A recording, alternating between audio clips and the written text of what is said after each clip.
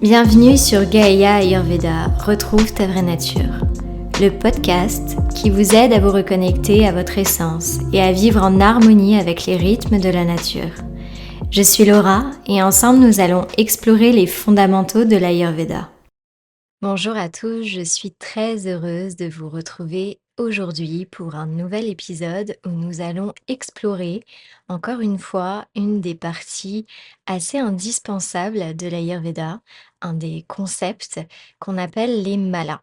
Les malas, c'est ce qu'on appelle en fait les déchets naturels du corps qui sont tout simplement issus de nos processus biologiques. Donc c'est loin d'être de simples résidus qu'on va seulement éliminer.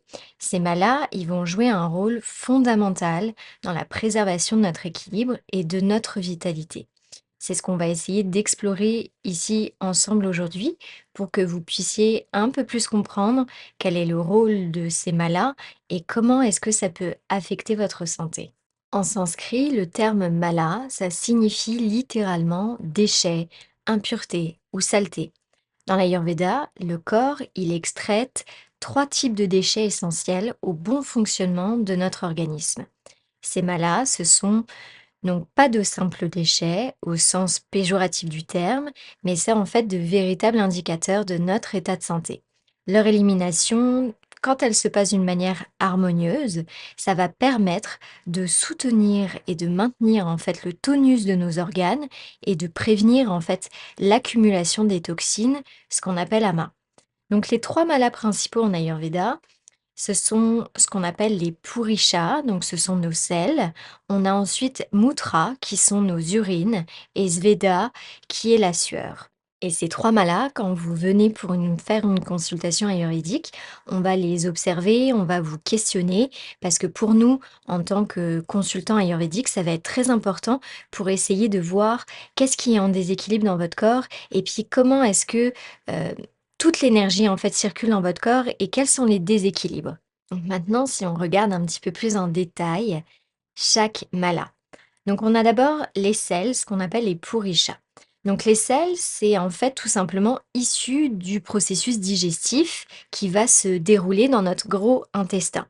Donc je vous ai parlé dans notre dernier épisode de comment est-ce que fonctionnait la digestion en Ayurveda. Si jamais ça vous intéresse, je vous invite à aller l'écouter. C'est tout simplement ici, en fait, dans le gros intestin, que va s'effectuer l'assimilation, l'absorption et la sélection des nutriments.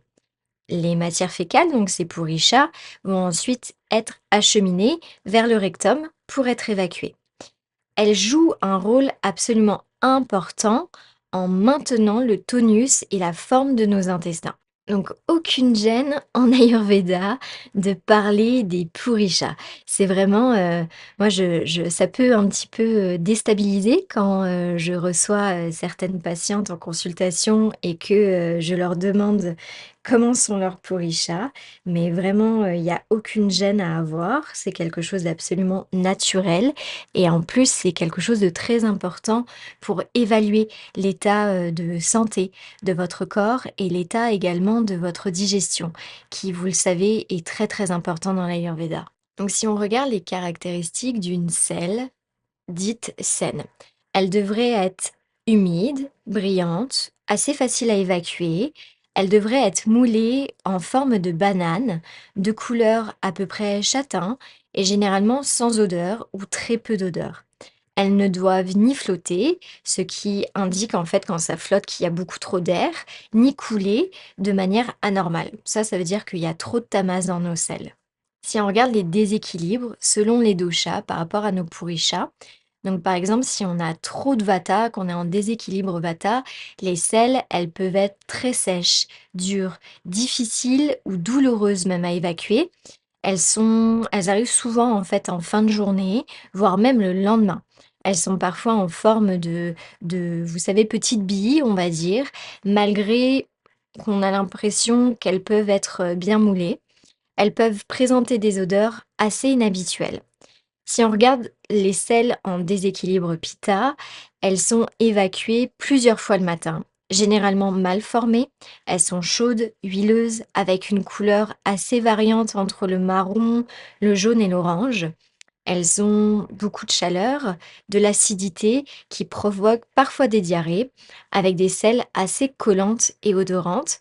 Et ça va fragiliser le dara-kala du côlon. C'est vraiment la muqueuse, en fait, la paroi qui va protéger la paroi du côlon. Si on regarde maintenant les déséquilibres d'une selle kapha, donc ça va être une couleur assez pâle, humide et chargée de glaire. Elles sont généralement assez lentes et difficiles à éliminer, collantes et elles possèdent une mauvaise odeur, indiquant en fait un remplissage du côlon qui va altérer sa fonction nutritive. Moi, quand je commence une consultation avec vous, je vais toujours vous demander d'observer pendant à peu près une semaine comment sont vos chats, parce que moi, ça va me permettre en fait de comprendre comment est votre état actuel et si on a un dosha qui est en aggravation, on va tout de suite le voir par l'élimination des selles. Ça va être aussi important, de regarder, vous, si par exemple, il y a des aliments ou des facteurs qui pourraient faire que vos selles d'un jour à l'autre soient différentes. Donc en fait, tout simplement, soyez observateur, regardez, n'ayez pas peur de regarder, ce que vous éliminez. Bien au contraire, ça va être un indicateur absolument, important en fait, pour savoir qu'est-ce qui se passe dans votre corps en ce moment. Si on regarde maintenant notre deuxième mala, les urines, moutra. Donc en fait, c'est après le processus d'absorption dans le gros intestin. On a la partie liquide restante qui est dirigée vers les reins pour être ensuite filtrée. Les déchets résiduels qui forment l'urine sont stockés dans la vessie avant l'évacuation.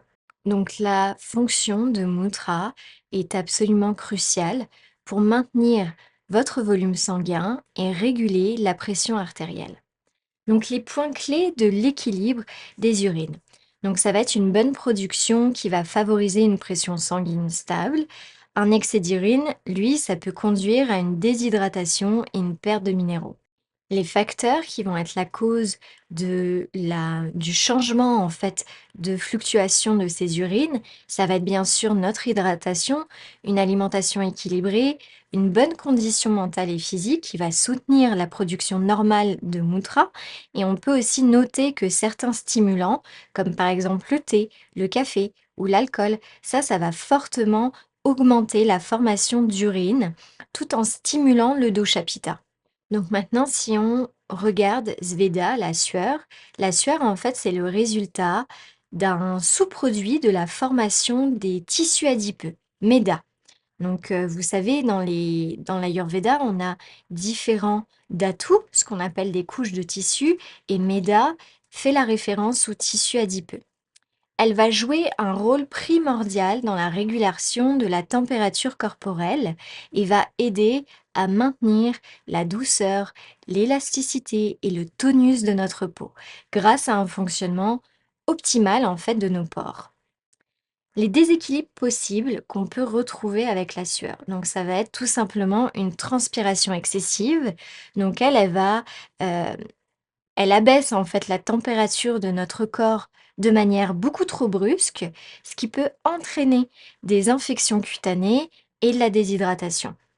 À l'inverse, on peut avoir une transpiration insuffisante. Là, la peau devient alors fragilisée, plutôt rugueuse et manque de tonus et d'élasticité. Ça peut être dû tout simplement à une obstruction. Il faut comprendre que Sveda, la sueur et Moutra, nos urines, sont interconnectés. On a vraiment une relation dynamique qui existe entre la sueur et les urines.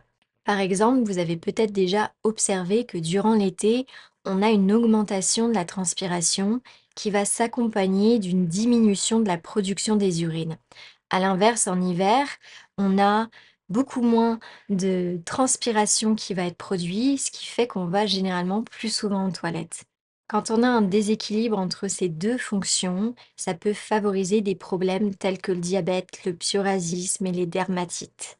Donc les signes et les observations des déséquilibres pour chaque dosha qu'on peut avoir pour Sveda et Meda, qui sont du coup interconnectés, donc on va les lier. Par exemple, pour quand on a un vata en excès, on va avoir des mictions très fréquentes, parfois assez mousseuses, ou au contraire, ça peut être totalement insuffisant. On a une possibilité d'uriner durant la nuit. On a un indicateur aussi d'augmentation d'apana. Donc apana, c'est le mouvement vers le bas et d'une suractivation surrénale due au stress qui entraîne une fatigue au niveau des reins. Ça, c'est vraiment un des signes absolument majeurs quand on a beaucoup trop de vata dans notre corps. On a également la peau sèche, une difficulté à transpirer. On a des risques de déshydratation, de malabsorption des minéraux, ce qui va en fait fragiliser nos os, nos muscles et nos nerfs. Et on a des risques de formation de calculs rénaux en cas d'insuffisance d'hydratation. Ensuite, si on regarde pour Pitta, quand on a un Pitta en excès, on a généralement des urines jaunes foncées, avec une sensation de brûlure et une odeur assez forte dans les urines. On a un pH acide qui va indiquer un excès d'acide urique. On a aussi des risques accrus de cystite ou d'infection urinaire qui sont parfois accompagnés de la présence de sang dans nos urines. On a une transpiration absolument excessive qui, en plus de déstabiliser la température de notre corps, elle va fragiliser la peau par la production d'une sueur qui va être acide et du coup toxique pour notre peau. Quand on a notre dosha kapha qui est en excès avec mudra et sveda, qu'est-ce qu'on peut observer? On a une transpiration qui va être réduite, car en fait, on a trop de liquide corporel, ce qui va obstruer les pores et faire en sorte qu'on ne peut pas évacuer la transpiration. On a également des mictions peu fréquentes avec de grandes quantités lorsqu'on les évacue. Les urines peuvent apparaître blanches, épaisses ou même troubles avec moins de 5 mictions par jour. On a des risques de formation de polypes à la vessie ou même de kystes au niveau de nos reins, ainsi que des calculs rénaux qui vont être liés bien sûr à l'excès d'eau dans notre corps. On a la possibilité de faire des œdèmes, des gonflements de la prostate et d'une glycémie assez élevée dans nos urines. Donc il faut vraiment comprendre qu'en Ayurveda, quand on dit qu'on est en bonne santé, l'état parfait, c'est lorsque les doshas, les dhatus et les malas sont en équilibre. Les malas, donc c'est loin d'être des simples déchets, sont vraiment des indicateurs assez précieux qui vont nous renseigner sur l'état de nos organes, de notre système interne et de comment est-ce que ça se passe à l'intérieur de nous. Donc on va observer la forme, la consistance, la fréquence, l'évacuation des selles, des urines et même de la sueur, ce qui va permettre de nous aider à détecter un déséquilibre interne. Un déséquilibre, ça peut être le signe que l'organisme n'élimine pas en fait correctement les toxines, ce qui va forcément à long terme perturber l'harmonie générale de notre corps. Donc c'est vraiment important que vous aussi, là, vous vous situez comme des observateurs pour essayer de comprendre qu'est-ce qui fonctionne un petit peu moins bien dans notre corps. Donc ça peut vraiment être super important ici que vous vous placiez en fait comme un observateur pour essayer de comprendre même s'il y a des situations ou des aliments ou des substances que vous allez consommer qui vont avoir un impact sur vos malas et de pouvoir peut-être modifier ces façons de faire, peut-être ces aliments qui vont avoir un impact de déséquilibre sur vos malas. Donc les petits conseils que je pourrais vous donner pour favoriser et soutenir l'élimination des malas, pour les sels, généralement, c'est vraiment bien quand on réussit à les évacuer dès le matin. Idéalement 10 à 15 minutes après notre réveil. Pour ça, pour essayer d'aider en fait l'élimination des pourrichats dès le réveil, on peut boire tout simplement un verre d'eau chaude à tiède. Moi, je sais que j'aime bien rajouter un petit peu de gingembre pour venir stimuler Agni dès le matin. Ça va stimuler en fait votre transit. Vous pouvez également prendre une marche le matin. Ça va aider votre transit à s'activer, peut-être même des tout petits mouvements de yoga sur votre tapis. Et généralement, si vous n'avez pas d'obstruction ou d'autres dérèglements, très vite, vous allez sentir qu'il faut que vous alliez dès le matin à la selle. Pour les urines, ça va être important de maintenir une bonne hydratation tout au long de la journée, adapter sa consommation d'eau selon notre activité physique et également selon la saison. Moi, je sais que j'ai ma tasse d'eau tiède, voire de tisane, qui est tout le temps rempli, sans cesse. Je bois toute la journée de l'eau chaude, surtout pendant cette période et également j'ai, ma gourde en fait qui me permet de vraiment m'hydrater toute la journée. Pour ce Veda, la sueur, je vous invite tout simplement à être à l'écoute de votre corps parce que trop de transpiration ou peu de transpiration, ça peut être le signe d'un déséquilibre dans votre corps. Donc être à l'écoute de ça, ça va être vraiment important pour savoir qu'est-ce qui fonctionne mal en ce moment. Et bien sûr, ça va être tout simplement d'avoir une hygiène de vie assez globale. Ça passe forcément par l'alimentation, par une activité physique assez régulière. Ça va être aussi des gestes qui vont vous permettre d'optimiser et de réduire le stress pour soutenir ces fonctions d'élimination. Par ailleurs, adapter son mode de vie en fonction de sa constitution ayurvédique. Donc, en résumé, les malas, Purisha, Mudra et Sveda, c'est pas simplement des déchets, mais c'est des messagers qui vont nous indiquer l'état de votre santé.